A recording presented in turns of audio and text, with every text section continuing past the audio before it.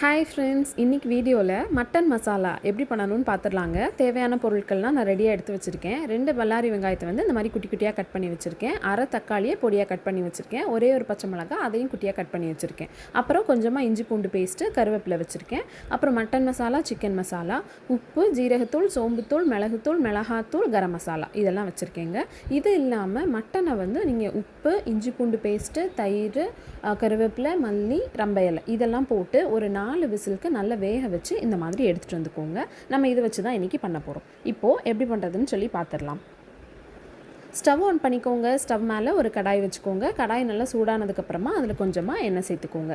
எண்ணெய் நல்லா சூடானதுக்கப்புறமா அதில் பச்சை மிளகாய் சேர்த்துக்கோங்க. பச்சை மிளகாய் நல்லா பொரிஞ்சதுக்கப்புறமா வெங்காயம் சேர்த்துக்கோங்க. வெங்காயம் இந்த மாதிரி ஹாஃப் குக் ஆனதுக்கப்புறம் நம்ம குட்டி குட்டியாக கட் பண்ணி வச்சுருந்தோம்ல அரை தக்காளி, அதையும் வந்து உள்ளே சேர்த்து நல்லா மிக்ஸ் பண்ணி விடுங்க. இது நல்லா மிக்ஸ் ஆனதுக்கப்புறமா நம்ம இஞ்சி பூண்டு பேஸ்ட் வச்சுருந்தோம்ல அதையும் உள்ளே சேர்த்துட்டு இஞ்சி பூண்டோட பச்சை வாசனை போகிற வரைக்கும் வெயிட் பண்ணிவிட்டு அதுக்கப்புறம் கருவேப்பிலை சேர்த்துட்டு நல்லா மிக்ஸ் பண்ணிக்கோங்க. கருவேப்பிலை இந்த மாதிரி பிச்சு சேருங்க, நல்ல ஃப்ளேவர்ஃபுல்லாக இருக்கும். அதே மாதிரி அதுக்கப்புறமா நீங்கள் வந்து வேக வச்சுருந்தோம்ல மட்டன், அதை வந்து உள்ளே சேர்த்துக்கோங்க. சேர்த்துட்டு நம்ம எடுத்து வச்சிருந்த மசாலாஸ் எல்லாத்தையுமே வந்து உள்ளே சேர்த்துற வேண்டிதான். நான் வந்து இன்றைக்கி செமி கிரேவி கன்சிஸ்டன்சியில் பண்ண போகிறேங்க. அதனால் அரை கப் மட்டும்தான் தண்ணி சேர்த்துருக்கேன்.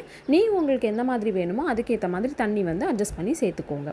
இந்த மாதிரி நல்லா மிக்ஸ் கொடுத்ததுக்கப்புறம் மேலே வந்து நல்ல எண்ணெய் பிரிஞ்சு குக் ஆகி வருங்க. அது வரைக்கும் நான் குக் பண்ணி எடுத்துக்க போகிறேன். இந்த மாதிரி எண்ணெய் பிரிஞ்சதுக்கப்புறமா மேலே வந்து கொஞ்சமாக பெப்பர் பவுடர் இருக்குல்ல, அதை ஸ்ப்ரிங்கிள் பண்ணிவிட்டு ஆஃப் பண்ணிட போகிறேன். சூப்பரான மட்டன் மசாலா ரெடிங்க. கண்டிப்பாக அந்த ரெசிபி ட்ரை பண்ணுங்கள். எப்படி வந்துச்சுங்கிறத கமெண்ட்ஸில் சொல்லுங்கள். வீடியோ பிடிச்சிருந்தா லைக் பண்ணுங்கள், சேனலை சப்ஸ்கிரைப் பண்ணிக்கோங்க. தேங்க்ஸ் ஃபார் வாட்சிங். பை.